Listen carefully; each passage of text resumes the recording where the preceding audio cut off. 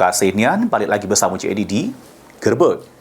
Pemirsa, juru kesaksiannya sebagai saksi sekaligus terdakwa, juru sidang dugaan tindak pidana korupsi terkait retrofit sistem sud blowing, Bambang Anggono selaku mantan JM PLN UIK SBS akui adanya perubahan anggaran pengaduan barang dari 52 miliar jadi 75 miliar rupiah.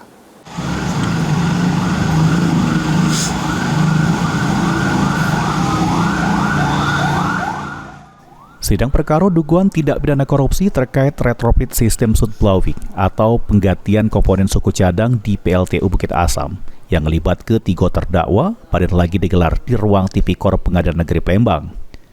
Juru sidang kali ini mengagendakan saling bersaksi antar terdakwa, yakni Bambang Anggono, mantan General Manager PT PLN Unit Induk Pembangkitan Sumbaksel, Budi Widi Asmoro, mantan manajer engineering PT PLN Pembangkitan Sumbaksel, Samo Henemia Indrajaya, Direktur PT Truba Engineering Indonesia.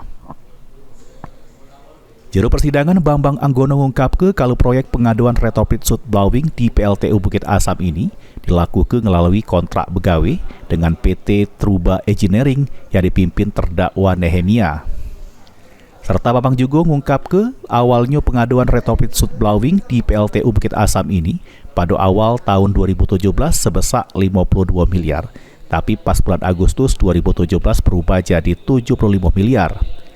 Selain itu, terdakwa Nehemia, juru persidangan juga mengakui kalau secara legalitas saham PT Truba Engineering sebesar 95% punya dirinya, sedangkan yang 5% lagi punya Yungdi Rosadi yang diketahui ngerupa ke mertua Nehemia. Heru Wahyudi, PAL TV.